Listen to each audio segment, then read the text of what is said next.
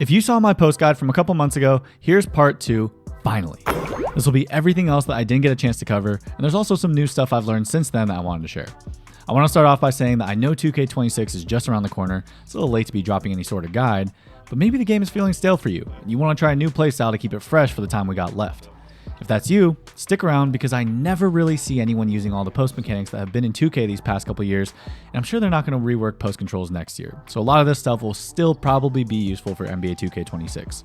If you didn't catch part 1, I suggest you check it out as well because we covered the post essentials, from the basics to a few advanced combos that I still use to cook defenders in the rec. But the bag got even deeper since then, so let's dive right in. Alright, so I want to start off with a post mechanic that I started using right after I posted the first video, and again, I never see anyone doing this. We talked about bump fades, which are a great way to move your defender and free yourself up for an open shot, but the problem with this method is it's not always guaranteed that you'll win the strength battle. So another way to move your defender is with a stunt. Rather than using our strength, we use quickness to fake the drive and get the defender on their heels. Then, depending on which animation you put on, you can quickly snap back for an open fade. You don't need any special badges to do this, it's just a basic control that's in the game, so I started doing this on all my builds to set up post fades. It's really effective when you actually mix in post spins from time to time, and you gotta know exactly which fades to pair with it, so we'll go over that in a second. First, to do the stunt, you just hold the right trigger while posting up and flick the right stick in the same direction you're facing. Your player will fake the drive, and this sets up the turnaround fade. When you get a defender that bites on everything, you can plan this out and stay one step ahead while making them look silly. And what's nice is you don't need to commit to the fade. If they don't react, then you can just do a post spin after getting better positioning. But I do find that they often bite, and this is why I love that Luka post fade on my bigger builds. You create forward pressure with the stunt, then the weak side turnaround makes your player really lean back, and we covered this specific fade out of the package in part 1. It was already a hard shot to block before I discovered the stunt, but now it's just barbecue chicken for my Dirk and Jokic builds. Definitely consider this simple and effective move. Now I'd say Luka's animation is the best pairing I've found for this, but a real close second is Pro 2. I'm actually going to have an entire segment coming up to go in depth on this package because I did not test it enough for part 1, so I'll give my thoughts on it once we get there. But for this move, it's going to be the strong side turnaround that creates a lot of space and pairs very well with the stunt. Same goes for KD if that's an animation you like, or if you're on the opposite side with Pro 2, you can pull straight down to get a good weak side turnaround fade. Play around with it, you can use this setup for any fade animation you want, and it's better than just forcing a post fade without any setup, but it's going to be most effective with a snappy fade, and those are my favorite ones for this move. Now you also got to get to the post hops, and similar to how I like the turnaround fade animations, I also think stunts pair great with turnaround hops. Kobe's weak side turnaround hop is nasty. You could also do strong side, it's just not as quick. Booker has a good weak side turnaround hop as well, and with any of these packages, you could also combo it into the straight hop back. That's probably the one I would do for Dirk, which is the post hop I recommended for bigs in part 1. Now I know it can get confusing when I'm talking about weak side this, strong side that, but you need to know which animations are good if you want to improve your post game, and when you practice these combos, it becomes muscle memory so you won't even have to think about it. But what happens when you have Luka's post fade on and your strong side? I really don't like his turnaround fade here when I'm facing this way. We definitely don't want to set that up. So instead we go for a switch fade. I talked about this briefly in part 1, but I've mastered it since then and even found out a quicker way to do the switch. Flick up with the right stick while posting up and your player will switch the side he's facing. But if you want to do it faster, hold the right trigger and it'll look like this. Now we can get to the animation we want from Luka, and even though I found a quicker way to do the switch, I still sometimes throw in the regular switch just because it has a different rhythm to it. But most of the time I'll do the quick one. In all these clips, I'm facing left as a right-handed player, so doing the quick switch makes us drop the left foot back and sets us into position for the best turnaround fade in Luka's package.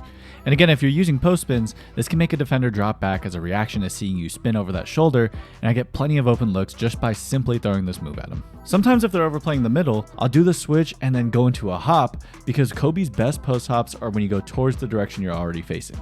They create the most lateral space, so here I can go baseline with it, which is a nice wrinkle to throw in because I usually do this move towards the middle. We can also go to Luka's fade towards the baseline because this animation is much smoother than the turnaround in this direction, and this gives us another option out of the switch depending on how the defense plays it. So using these first two moves I shared with you guys today, we can get to the best animation in Luka's post package no matter what side of the floor we're on. As a right-handed player, I'm mainly doing stunt fades on the left and switch fades on the right. But if I'm using KD or Pro 2, then it's flipped. Stunt fades on the strong side, switch fades for the weak side. Another way to switch the direction you're facing while posting up is flicking to the side while holding the right trigger.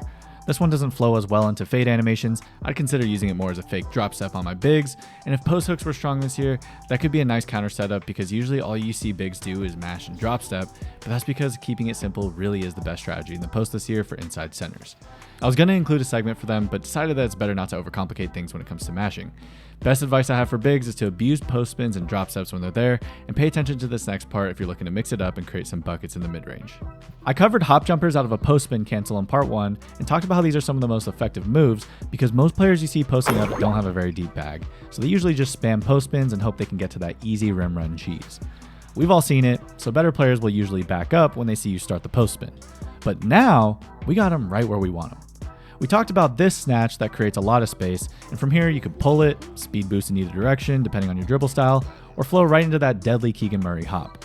But I found that this specific animation can be a little difficult to replicate every time, and sometimes you'll get these instead. So I got a couple more post spin exits that I've been able to pull off more consistently, and the first one gets me some of my most efficient buckets. We're going to post spin the same way we're facing, but pull the left stick opposite to do this snatch. From here, we just keep pushing the left stick over and blend right into a midi fade. Like I said, efficient. I really like this for my bigs too because they don't have much speed with ball, but they can still do this move with normal dribble style and flow seamlessly into Dirk fades or Jokic hops. No hitch, no hesitation. The only thing about this move is if you create contact, you might get thrown into the post spin animation, so if your intention is to exit wide to get into that mid-range, do a retreat hop before so you can dodge the contact. Now the most recent move in my bag is another post spin exit. You might have caught this in my Jokic video. We started a post spin, then canceled it into another post spin in the opposite direction. So tough. That move is unguardable, and it sent me down a rabbit hole trying a bunch of different moves out of the double post spin. I'm not gonna lie, in most cases, this might be doing too much. I'm still messing around with it, so do this move at your own risk. Rec randoms probably won't like it. That said, I think there can be some use cases for it, especially if the defender plays the first post spin. So let's see how you do it. Start the post spin, you can either roll the stick or just push your left stick diagonally up, then cancel it by pulling your left stick back diagonally down. This can be tricky at first, and you gotta be precise with the timing. Definitely takes practice, but I've recently been able to do it more consistently, and I really like how this is another way to exit out of the post with momentum on my big men. So the simplest thing you can do here is to just keep holding the left stick in the direction you want to go for a midi fade or hop jumper, but for normal dribble style, make sure not to be holding the right trigger too early because then you will get the hitch. Let it play out first, and this is another effective move that helps my Dirk and Jokic builds get to the spots that I like. So as you can tell, this guide is all about mixing in the different post maneuvers into our combos. Getting these all down can really take your post game to another level, and it's a completely different system to learn than the dribble spam you're probably used to seeing. And these are all combos I labbed, but I swear every time I hop in my court, I find a new creative way to get a bucket out of the post. So please take a moment to like and subscribe if you're enjoying the video, and I want to encourage you to just try some of these moves in your own court. I'm sure you could come up with even more combos out of these spots, especially if you're a shot creator, and you don't even need post control to do all of them. Also, for these double spins, if you're facing the opposite way, you'll have to pull the left stick diagonally up instead of down. And you can also start the double spin in the direction you're facing, but this one hasn't been as effective for me, so I'll have to practice it a little more. Maybe it'll be good on my Dirk build with Legend Post-Up Poet, but I don't know. We'll see. Alright, so I wanted to give a whole segment on the Pro 2 post fade because I should have mentioned it in part 1 as one of the best post fades in the game. Originally, I wasn't a huge fan of it because I like the animations that can flow smoothly off the dribble or after combos, and this fade right here was when I gave up on the move. I was trying to find a good post fade for my Brunson build and eventually settled on De'Aaron Fox. See how I'm able to come to a stop and seamlessly flow straight into the fade? When I try doing that same fade with Pro 2, it forces you to do a pound dribble before. I really don't like that, so in my opinion, this is the worst animation in the package. What I didn't realize is it's basically a smaller version of KD's post fades. Both have a really great strong side turnaround fade. We don't get a pound dribble, which is huge, and Pro 2 is even more reliable because I found that sometimes with KD, I'll get this animation right here when I try to do the turnaround fade, but that doesn't happen with Pro 2. This is the main animation you want to go to with this package. If you're on your weak side though, you could still get a good animation that doesn't force the pound dribble if you just pull down on the right stick instead of to the side. So now I can do my stunt or switch fades no matter which direction I'm facing, or I can quickly stop and get a snappy turnaround fade after creating pressure downhill on either side of the floor. I didn't test this one out enough in my first guide, but I got a lot of comments about it, so I decided to give it another look, and I'm glad I did. I think I'll even switch to this on my Kobe build, because I've brought up multiple times that one of my favorite go-to moves is the shoulder fake post hop towards the middle. Well, if it's a better defender and they start to read that, The stunt can fake the post hop, and now I have a super quick counter in the opposite direction. So I think these two moves pair together perfectly, and I'll be hopping on the Pro 2 train for the rest of this year's game. One last interaction I've been messing around with lately is a retreat hop and immediate fade. This animation here is super quick, and I'm pretty sure this is just a generic animation they have in most packages, including Pro 2, and to do it, I'm just making the retreat hop by holding the right trigger and flicking down with the right stick, then letting go of the right trigger and pulling down on the right stick again to start the fade. You could do this with any of the fades in this package to create just a little extra space before you take your shot, but I like this one on the strong side because it's the quickest to our release. 2K25 is coming to a wrap, but playing out of the post has kept it fresh and fun for me, and I ain't going anywhere for 2K26. So once I get my hands on it, I'll definitely be testing out all the post fade animations so I can put together another guide for you guys, and I'll probably just do one big video instead of splitting it up into 2 parts like I did this time. Please feel free to subscribe if you want to support the channel, and comment down below if you learned something new. Let me know if you watched both guides, and if you did, I hope I helped you out. Thanks for taking the time. Catch you on the next one. Peace. Also, real quick, I've seen all the comments asking for the Melo build. I will be dropping it very soon. I'm gonna try to have that video wrapped up by this weekend or next week at the very latest. This will most likely be my last build for the year, and to be honest, it's been my favorite one out of all 15 builds that I've made, which is a crazy amount, by far the most money I've ever spent on any 2K, but at least I've been able to make some of that back thanks to the support from you guys. I still got a couple more ideas for content as we close out the year, and aside from that, it'll probably be just gameplay, so let me know which builds you guys want to see.